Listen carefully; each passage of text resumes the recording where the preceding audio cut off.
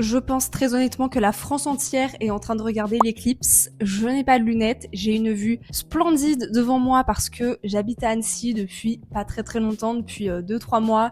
On a un balcon, on a une vue sur toutes les montagnes, enfin bref, la vue est juste incroyable. On n'a pas du tout anticipé l'achat des lunettes, donc en fait je suis juste en train de voir le ciel s'assombrir, mais je n'ai pas de lunettes pour assister à l'éclipse. Je me suis dit, je vais m'occuper, faire quelque chose parce que je sais qu'il ne faut surtout pas regarder le soleil sans lunettes, ni avec des lunettes de soleil, ni à travers un objectif, ni à travers un téléphone ou quoi que ce soit, au risque de devenir aveugle. Voilà, je filme ma petite vidéo, donc aujourd'hui, bienvenue dans la première vidéo de la série Back to School. Je suis très heureuse, mais cette année, les vidéos Back to School ont une saveur très particulière pour moi, parce que c'est la première fois depuis le début de ma vie que je n'ai pas de rentrée scolaire. Vous savez, ma chaîne YouTube, c'est principalement des vidéos, c'était jusqu'à maintenant principalement des vidéos liées aux études, liées à ma vie étudiante. Je viens de terminer 6 années d'études. Je vous le dis officiellement parce que je suis pas sûre de vous l'avoir annoncé vraiment en vidéo, j'ai obtenu mon master en événementiel, relations publiques et influence dans le luxe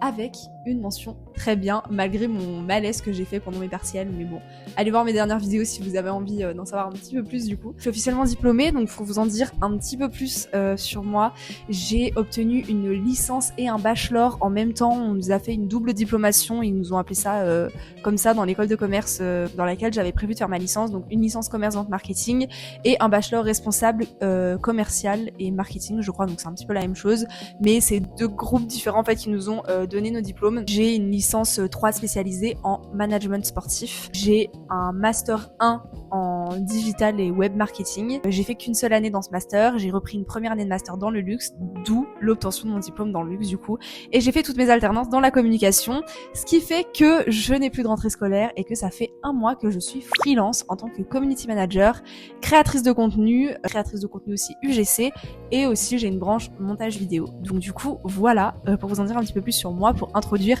cette vidéo Back to School. C'est bizarre parce que cette année je n'ai pas de rentrée, la page des études se tourne officiellement pour moi, mais je ne vais pas arrêter de vous donner des conseils par rapport à ça parce que c'est un petit peu une spécialité que j'ai et sur YouTube il y a très peu de monde en fait qui sont assez nichés sur le sujet des études, et moi ça fait des années que je fais ça, j'ai tellement de conseils à vous partager. Pendant toutes mes années d'études je vous ai partagé énormément de conseils par rapport à ça, mais j'ai envie de vous en dire encore plus, de vous accompagner encore plus, que vous soyez collégien, lycéen, en études supérieures, voilà, si vous avez des questions n'hésitez pas à m'écrire, si vous avez des points particuliers que vous aimeriez que j'aborde dans mes vidéos, n'hésitez surtout pas. Aujourd'hui j'avais envie de vous faire un bilan, mais pas sous forme de bilan de toutes mes études parce que déjà je vous l'ai fait très rapidement dans cette intro, et si jamais vous avez envie d'en savoir un petit peu plus vraiment sur tout mon parcours scolaire, il y a plein de vidéos sur ma chaîne qui existent par rapport à ça, mais j'avais vraiment envie de vous faire un bilan sous forme de conseils concrets de plusieurs choses qui pour moi me paraissent très importantes à l'approche de cette rentrée. Du coup c'est important de les savoir et de les mettre en place le plus tôt possible dans son parcours scolaire. Donc aujourd'hui ce ne sera pas une vidéo révision, c'est une vraie vidéo de rentrée pour savoir s'organiser sur toute l'année. J'ai pris mes petites notes, c'est pour ça que je regarde un petit peu mon téléphone. Le premier conseil que j'aimerais vous donner, c'est plutôt une erreur à ne pas faire, c'est de mettre toute son énergie sur les 2 premières semaines de la rentrée, on va dire de l'année, et d'un petit peu de laisser tout s'essouffler dès 1 mois, 2 mois. L'idée en fait c'est vraiment de se donner une vision d'ensemble avant même que les cours commencent vraiment. L'idée ce serait de poser un petit peu les grandes dates, les grands rendus, les grands événements de votre année. Des stages, des alternances, des épreuves, des rendus de dossiers, des oraux importants. L'idée c'est pas de rentrer dans le détail, mais de vous fixer directement dans un agenda les grandes étapes de votre année. Ça permet en fait de visualiser les périodes qui seront plus ou moins denses et aussi de vous aider à étaler vos révisions. L'idée aussi c'est de définir un rythme qui est tenable et pas forcément un rythme parfait. L'objectif c'est pas de travailler un maximum dès le début et d'abandonner au bout de quelques mois. L'objectif c'est vraiment de tenir dans la durée, donc il faut mieux étaler ses efforts et faire en sorte de fournir un effort qui est constant sur toute l'année plutôt que de tout donner au début de l'année. Il y a énormément d'étudiants qui font ça, donnent tout au début de l'année, font plein d'agendas, plein de planning, etc. Et en fait au bout de 2 mois ils se rendent compte qu'ils sont complètement surchargés parce qu'ils ont mis trop d'efforts dès le début de l'année, et en fait tout s'essouffle directement. Donc voilà, l'idée c'est vraiment grâce à cette organisation que vous allez poser dès le début de pouvoir tenir sur la durée. Et aussi c'est important de se garder des points de repère dans l'année, donc en fonction des périodes de votre année vous allez vous faire des petits bilans pour savoir si ce que vous mettez en place vous convient convient, si le rythme que vous avez au niveau de vos révisions, ça vous convient ou est-ce qu'il faut adapter certaines choses. Le conseil numéro 2, c'est un point qu'on sous-estime assez souvent, c'est l'organisation très concrète de ses outils de travail, de son matériel qui doit tenir sur la durée et pas seulement le premier jour. Donc par exemple, vous allez pouvoir essayer de mettre en place un système de classement qui est simple pour vous, qui est le plus adapté pour vous, que ça soit en physique ou en numérique. Moi je sais qu'au tout début, au collège, lycée et même au début de ma licence, je fonctionnais énormément sur papier. Au fur et à mesure, j'ai plus utilisé l'agenda synchronisé sur mon ordinateur, mon téléphone et mon iPad. Je trouve que c'était des outils qui sont beaucoup plus simples parce qu'en même temps, je me mettais énormément de rappels, donc j'avais plus en fait le réflexe d'aller dans mon agenda papier, dans un planeur ou quoi. Toutes mes to-do list, je les faisais sur mon téléphone. Je me mettais énormément de rappels. Moi, c'est vraiment les rappels et le Google Agenda ou l'agenda de mon iPhone qui m'a vraiment permis de rester organisée. Mais si vous êtes plus papier, vous pouvez très bien utiliser des agendas papier, vous faire des tableaux. Moi, je sais que pour mes révisions, particulièrement pour mes révisions, pour ma licence, je me faisais des tableaux de révision vraiment à la main, des plannings, je me faisais des tranches horaires de révision. Si jamais vous êtes plus ordi et on va dire technologie, je vous conseille de tout centraliser dès le début de l'année. Moi, ce que je faisais, c'est que je me faisais un drive. J'avais la même organisation à partir du moment où j'ai commencé ma licence. J'avais la même organisation jusqu'à la fin de mes études, je vous dis jusqu'au dernier jour de mes études là de mon master. En fait, ce que je faisais, c'est que je me faisais un énorme dossier, par exemple Master 2. Ensuite, je faisais un dossier dès le début de l'année par matière et ensuite je faisais un dossier cours, un dossier études de cas dans chaque matière et je rangeais tous mes cours et toutes mes études de cas comme ça et ça me permettait d'être hyper bien organisée et je pense que j'étais une des filles les plus organisées de ma classe et ça a toujours été le cas. J'ai toujours été reconnue comme la fille hyper organisée qui arrive très bien à prendre des notes, qui arrive très bien à avoir tout en tête, très bien gérer en fait son emploi du temps et ses cours. Le troisième conseil que je pourrais vous donner, c'est de vous créer des fiches de synthèse de manière intelligente et de ne pas juste recopier vos cours. Donc quand je dis fiche de synthèse, c'est un petit peu fiche de révision. On a chacun notre méthode de révision. Moi, je vous en avais déjà parlé. Ma méthode de révision à moi, c'est d'écrire. J'apprends en écrivant. Il y en a, ça va être en écoutant des podcasts, quelque chose. Il y a des personnes, ça va être en lisant. Il y a des personnes, ça va être en faisant des schémas. Trouvez vraiment votre technique de révision à vous, mais surtout ne prenez jamais les fiches de révision de quelqu'un parce qu'on n'a pas du tout les mêmes méthodes de révision. Et en fait, une fiche de révision, c'est hyper propre, c'est hyper personnel à soi. Moi, je vais avoir besoin de noter, par exemple, certaines dates, certains mots-clés, mais ma copine va pas forcément avoir besoin de retenir ces éléments-là parce qu'elle les connaissait déjà ou parce qu'elle juge pas ça important. C'est vraiment important de se faire ses propres fiches de révision à soi et surtout de pas faire du mot à mot, de pas faire du copier-coller. Vous allez mettre des mots-clés importants, vous allez lister des petites définitions qui sont importantes. Si jamais vous ressentez qu'il y a tout un paragraphe que vous avez besoin de copier-coller, moi je vous conseille de reformuler la phrase plutôt que de la copier-coller. Ça va vous permettre aussi de mieux retenir les choses. Et n'hésitez pas aussi à chaque définition, à chaque notion un petit peu compliquée, à noter un petit exemple, soit que vous avez vu en cours, soit que vous allez trouver sur internet. Et aussi petit conseil en annexe que je vous donne, quand vous faites vos révisions, allez faire des recherches pour vous personnellement, pour vous instruire.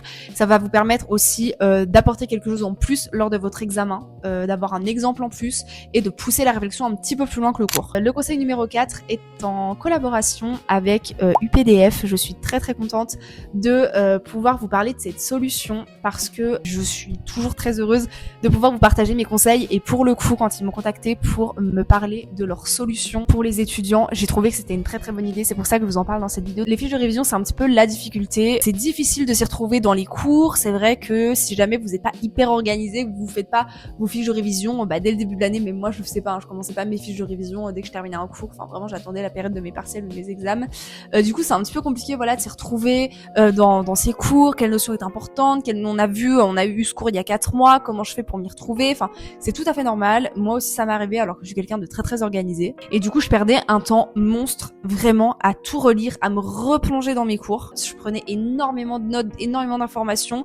Et en fait, je me retrouvais avec des cours de 10, 20, 30 pages des fois. Et en fait, quand on fait des fiches de révision, ce qui est important, c'est de trouver la bonne information et de noter et retenir la bonne information. Et en fait, je me retrouvais à perdre des heures et des heures juste en cherchant la bonne info dans mes cours. Le PDF, c'est vraiment la solution, je trouve, la plus adaptée. Parce qu'en fait, à partir d'un PDF, à partir de votre cours, vous allez pouvoir le transformer en fiche de révision. C'est un éditeur PDF complet, en fait, qui fonctionne avec une intelligence artificielle, que ça soit pour de l'édition, de la conversion, pour des documents qui vont être scannés et des fonctions avec de l'intelligence artificielle qui vont vous faire gagner un temps de malade. Je vais vous faire plusieurs petites démos pour que vous compreniez un petit peu comment ça fonctionne vraiment. Donc, on va avoir le système d'annotation. Donc là, en fait, on va venir prendre un vrai PDF de cours qui va être, on va dire, assez dense. Je vais vous montrer comment je la note. Donc, on va pouvoir surligner des passages clés, noter directement des choses sur le document, mettre en évidence par exemple des définitions qui vont être importantes. Ça nous permet d'avoir quelque chose qui reste organisé, des informations qui sont faciles à trouver par la suite. Ensuite, on va avoir par exemple une fonctionnalité qui est très très utile pour les étudiants, c'est la carte mentale automatique avec l'intelligence artificielle. C'est la fonction qui change tout pour les fiches de révision. Donc en fait, à partir d'un cours en PDF, on va générer une carte mentale automatique qui vient structurer les grandes idées et les sous-parties. Donc en fait, c'est concrètement une base de fiches de révision qui est déjà organisée, générée en quelques secondes à partir d'un cours de plusieurs dizaines de pages. On va pouvoir aussi faire un résumé automatique, toujours grâce à l'IA. En complément de la carte mentale, on peut demander un résumé structuré d'un chapitre précis, par exemple. Donc pour une session de révision, vous avez déjà vu la notion une première fois, c'est vraiment un gain de temps énorme parce que vous pouvez vous y replonger rapidement avant de finaliser votre fiche, par exemple. Vous allez aussi pouvoir discuter, entre guillemets, avec le PDF. C'est une fonction, je suis sûre que vous allez l'utiliser, mais énormément. En fait, au lieu de tout relire pour retrouver une information précise, vous allez pouvoir directement poser la question au document, par exemple, est-ce que ce chapitre parle de tel ou tel concept? Si oui, à quelle page? Et là, l'IA, en fait, va vous répondre en se basant sur le contenu réel du PDF, ce qui évite, en fait, vraiment de perdre 10 minutes à scroller, comme je vous le disais, et de passer des heures et des heures à relire, vraiment tout votre dossier. Moi, j'aurais vraiment aimé découvrir cette solution au moment où je faisais mes études. Si parmi vous, il y a des freelances comme moi qui regardent mes vidéos, c'est par exemple exactement le même principe quand on a, par exemple, un long contrat ou par exemple un rapport, un dossier. Enfin, vraiment, c'est une solution qui ne s'arrête pas seulement aux études. Et moi, par exemple, pour des choses, on va dire, assez classiques, parce que du coup, je m'en sers depuis quelques temps maintenant, et pour des choses assez classiques, mais pour annoter des choses importantes ou pour, chercher une information dans un contrat que j'ai plus forcément en tête,